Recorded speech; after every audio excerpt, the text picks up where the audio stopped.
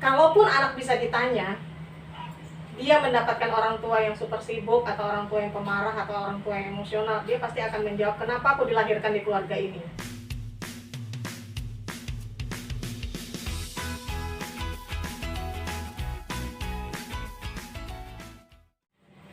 Assalamualaikum warahmatullahi wabarakatuh. Salam sejahtera.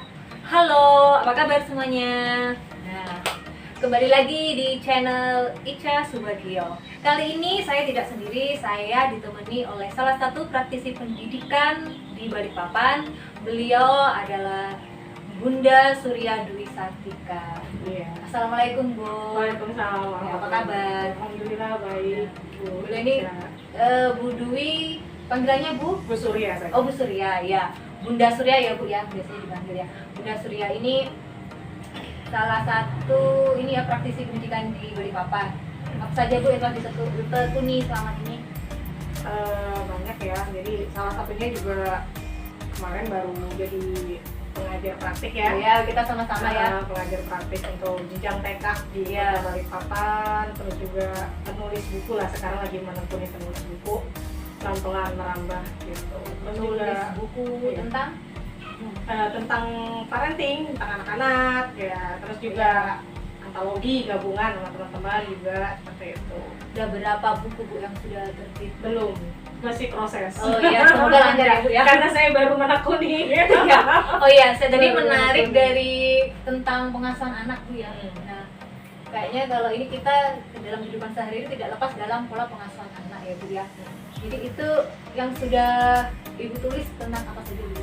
Ya biasanya gini, kalau untuk pola pengasuhan anak itu kan kita rentannya itu adalah yang perlu disorotin anak di dalam lingkungan keluarga dulu nih, gimana Ya. cara memberikan pengasuhan termasuk orang tuanya gitu Dari kan. rumah ya. Dari rumah itu pasti ya, karena kalau kita melihat dari lingkungan luar tanpa melihat lingkungan dalamnya dulu, itu nggak akan bisa berjalan dengan baik ya. Mungkin seperti itu ya, untuk sementara kita menyoroti dulu tentang pengasuhan di dalam rumah dulu.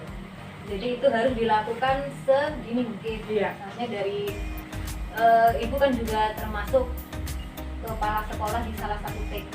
Iya, TK Surya. Iya, TK Betul. Surya ya. Jadi di situ Ibu sudah berapa tahun Bu? Alhamdulillah sudah 15 tahun. Jadi sudah banyak pengalaman ya Bu ya. Alhamdulillah sudah banyak. Proses pengasuhan Iya. anak. Dan itu yang harus dilakukan dalam proses pengasuhan anak itu apa saja Bu? Biar anak itu bisa inilah di lingkungan sekolah. Ini kan kalau di rumah kan pasti tujuannya kan ke lingkungan luar, di sekolah bahkan di lingkungan sekitar kan Bu ya. Itu apa saja Bu? Iya. Kalau di tempat kami itu biasanya kita ada survei ya, survei dulu untuk di sekolah itu biasa survei itu kita visiting ke rumah orang tua murid yang mau mendaftar.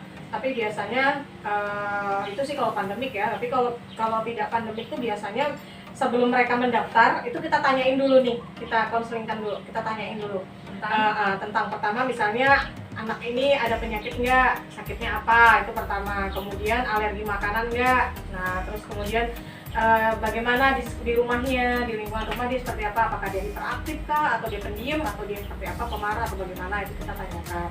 Kemudian nanti dari situ kita terapkan di sekolah itu model sistem pola asuh friendly, jadi kayak bersahabat. Nah, jadi seperti itu. Jadi mereka sama, berada di sekolah dengan berada di rumah itu sama gitu loh. Jadi memang harus selektif ya Bu, Harus dari selektif. ditanyain dari Iya. segi pola makanan, Betul. alergi, Betul. baik yang Itu harus, karena kalau kita tidak selektif, nantinya di sekolah itu kalau ada apa kan kita juga yang kena.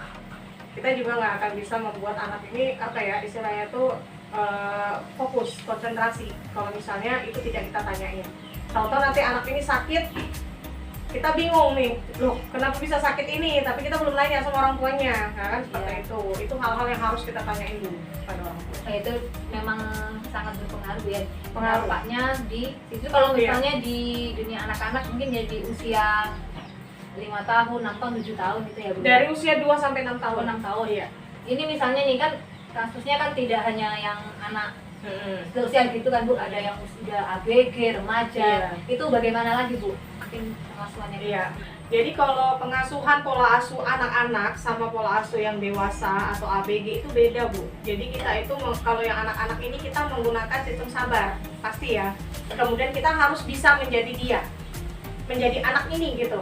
Itu kalau yang Anak-anak nih yang usia Anak-anak 2 ya. sampai 6 golden Oh, iya. age-nya. Golden age itu kan dari 0 sampai 6 tahun. Iya. Nah, tapi yang kita ambil di sini adalah 2 sampai 6 tahun. ya, Itu kita harus menjadi dirinya.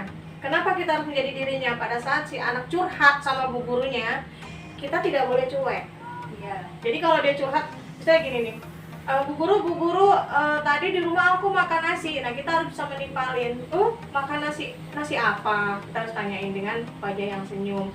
Tidak boleh kita jawab nasi apa? Nggak boleh seperti itu. Itu Ya. beda. Itu kalau untuk anak-anak. Kemudian juga selain itu, kita harus bisa memberikan si anak ini trust, kepercayaan. Gitu. Kalau untuk anak-anak ya. Nah, kalau untuk anak remaja itu beda lagi. Sabar tetap pasti. Yang kedua, menjadi pendengar yang baik buat mereka. Kenapa? Anak yang besar itu rentan dengan emosi. Dia curhat, kita cuek, dia akan marah. emosi dalam hal apa Bu? Misalnya putus cinta nih. Oh iya. Nah, dia mau cari ibunya buat cerita, gitu kan? Dia mau cari ibunya buat cerita. Nggak mungkin dong ibunya langsung bilang, makanya jangan pacaran. Harusnya kamu belajar loh, kan nggak mungkin. Jadi Harusnya jadi ibu yang baik lah. Kita menjadi ibu yang baik dengan cara apa? Dengarkan dulu si anak bercerita, sampai dia selesai baru kita kasih masukan. Boleh kita kasih masukan, jangan pacaran, tapi dengan bahasa yang baik. Misalnya gini.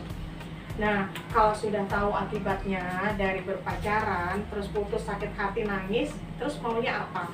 oh, itu Tanyakan. seharusnya, Ya, Tapi tanyakan. kebanyakan di luar sana itu langsung dimarahin kamu Ya. masih kecil, kamu tidak boleh pacaran, nanti begini-begini. Makanya gitu kan. harusnya tuh ada sekolah orang tua, jadi Oh, orang tua iya. tahu kan gitu ya. Karena kan kita juga pernah muda, pernah kecil kan, Betul. pernah besar, pernah remaja seperti itu. Jadi kalau anak remaja itu beda. Kita harus bisa menjadi pendengar yang baik buat mereka agar mereka nyaman. Jangan sampai si anak ini mencari orang lain untuk curhat. Itu jangan sampai seperti itu. Ya. Dan yang sering saya jumpa itu masih banyak orang tua yang melarang. Terus apa yang harus dilakukan Bu? Atau tips khusus untuk inilah para orang tua yang memiliki anak remaja, karena sudah kadang kalau anak remaja itu udah nggak mau jalan sama orang tua, Iya, sudah nggak mau itu pasti. pokoknya ini mau diajak ke sana nggak mau ini nggak mau. Jadi ini tipsnya apa biar anak ini mereka biar nyaman dua-duanya lah antara Iya. kedua belah pihak. Sebenarnya sih gampang, tipsnya itu mudah. Menjadi yang pendengar yang baik buat dia. Itu aja. Menjadi pendengar yang baik buat dia, sabar, kemudian berteman dengan anak. Dalam arti berteman kita ganti menjadi bersahabat dengan anak. Tapi ini nggak bikin anaknya jadi Oh, melunjak enggak. gitu enggak? Enggak. Jadi gini, arti bersahabat tuh banyak Bu. Misalnya gini nih, si anak nih mau nonton sama teman-temannya. Ya. Tanyain lah, mau kemana? Mau nonton mah? Ikut dong. Nah, seperti itu. Kalau si anak bilang, jangan main, ini kan urusan anak muda gitu kan. Ya nggak apa-apa, mama kan juga pernah muda. Nah, ajak seperti itu. Mama kan juga pernah muda. Masa kamu aja yang muda? Udah nonton yuk bareng. Nanti kamu duduk di sana, mama duduk di atas. Kan kita terpisah tuh gitu. Nah, seperti itu, ajakan-ajakan seperti itu. Jadi memancing anak supaya dia itu dengan orang tua tidak ada batasan. Karena sekarang ini kan zaman milenial ya, zaman milenial ini dimana si anak ini sudah punya kepentingan individu sendiri. Iya, kadang semakin dilarang Makin jadi kadang. Justru yang kita semakin melarang dia semakin menjadi itu yang tidak boleh, harusnya itu dilarang, jangan seperti itu. Gitu. itu Bu, Ya. yang mungkin masih susah kita terapkan kan. Mm-mm. Karena banyak saja dilarang, jadi anaknya malah melunjak. Tapi kalau misalnya si orang tua ini ikut ke anaknya malah ikut, jadi anaknya itu kadang yang ngerasa ini Iya. apa ya, nggak enak nih, Iya. udah gede mah ini tuh masih diikutin aja kayak anak kecil aja, dipikir anak mama gini gitu. Atau harus balance atau gimana? Ya harus, karena punya anak remaja itu tidak seperti kita mengasuh bayi. Susah gampang. Iya, memang harus seperti itu. Makanya tadi saya sampaikan kita harus bisa menjadi sahabatnya dia. Kalau perlu dampingin terus kemana dia ada. Apalagi ini udah zamannya beda. Kalau udah zaman milenial begini, apapun yang dilakukan anak menurut dia benar, ya menurut dia benar aja. Belum tentu menurut orang tua itu benar, kan gitu. Iya, oh ya, nanti jadi kembali ke pola pengasuhan yang anak tadi itu ya. Jadi terkadang itu sesuai dari pengasuhan yang sejak dini itu ya, kadang udah terbiasa ke Iya. yang remaja. Misalnya dari sedini mungkin lah diajarin anak salim, misalnya Iya. kalau ada yang ngomong gitu. Itu nanti akan kebiasaan. Nah, memang dari kecil seperti itu Iya. kan sampai besarnya aja seperti itu. Tapi kalau memang tidak dibiasakan kadang cuek juga kan. Betul, makanya Ada ini ya, signifikan pengaruhnya juga iya, gitu ya. betul sih. Makanya kan kalau dari kecil itu usahakan jangan apa ya, jangan menghardik, jangan banyak mengeluarkan kata jangan. Jangan juga mengeluarkan kata tidak boleh. Jangan juga biasa kita no itu bahasa kita ya, ke anak-anak no itu. Karena itu terkadang yang Ya. biar anaknya nggak melakukan ini Itu. yang dilarang itu tadi Ya, kan. sebenarnya kalau anak masih kecil, usia golden age gitu 2-6 tahun yang kita ambil usia tengah nih, 2-6 tahun, memberikan teguran itu sama dia disertai sebab akibat.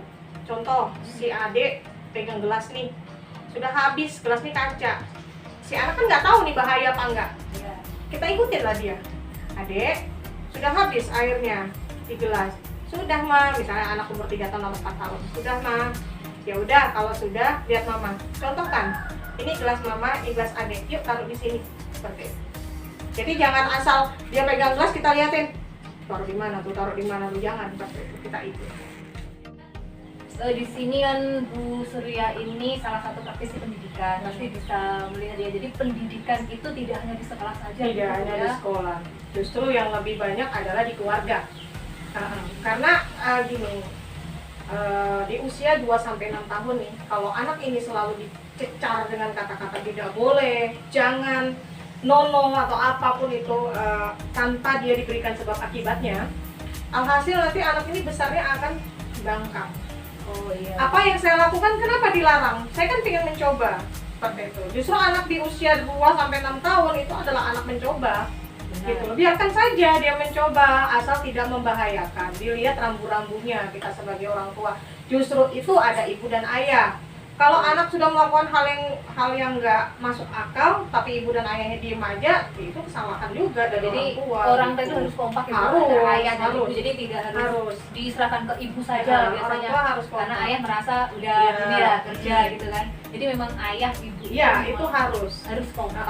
Karena nantinya saat besarnya itu bisa menjadi apa ya, satu sih bisa nakal ya, kenakalan remaja. Ya. Yang kedua, kalau pengasuhan pola asuh di keluarga itu beda ya, Iya, keras gitu. Yang kedua menjadi pembangkang. Yang ketiga LGBT yang paling bahaya. Oh iya, itu yang lagi LGBT itu yang dari ya, memang itu ini ya. bahaya. Makanya sering saya lihat kalau sudah remaja itu kok ada yang misalnya apa sopan, ada yang Ya. banggang, ada yang istilahnya kalau di sini agak kurang Ya. sopan gitu. Namun saya lihat juga mungkin ini pengaruh juga dari Ya. keluarganya juga. Oke Bu, tadi sudah kita berbicara Ya, panjang juga dari itulah. anak sampai ke remaja. Ini pesan apa yang ingin disampaikan? Jadi kesimpulan semuanya itu Bu, mungkin untuk orang tua ya, para orang tua yang ada di mana saja, jadilah orang tua yang sabar terhadap anak. Itu yang pertama. Anak itu tidak mungkin, dan kalaupun anak bisa ditanya, dia mendapatkan orang tua yang super sibuk atau orang tua yang pemarah atau orang tua yang emosional, dia pasti akan menjawab, kenapa aku dilahirkan di keluarga ini? Dia pasti akan seperti itu. Nah itu yang harus kita jaga. Jangan sampai ada kalimat dari anak berbicara seperti itu. Karena anak adalah anugerah, anak itu titipan Tuhan yang harus betul-betul dijaga. Orang tua harus apa? Sabar, dan sabar. Itu harus. Sekolah orang tua itu juga penting. Dari mana sekolah orang tua? Sekolah orang tua yaitu perbanyak ibadah. Perbanyak juga yang namanya pengetahuan-pengetahuan tambahan tentang parenting, khususnya untuk mendidik dan mengasuh anak dengan baik.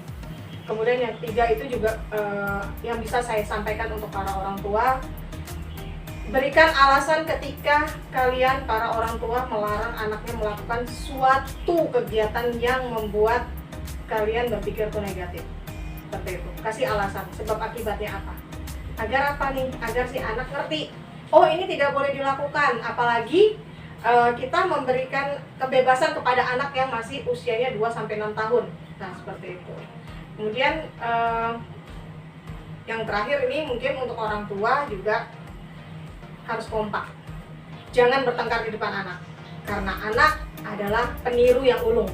Nah, anak ini peniru yang ulung buat orang tuanya. Jadi, orang tua ada emosi atau masalah apapun, jangan dilakukan di depan anak. Kalau bisa, kompak, solid, jadilah orang tua yang hebat, orang tua yang bijak.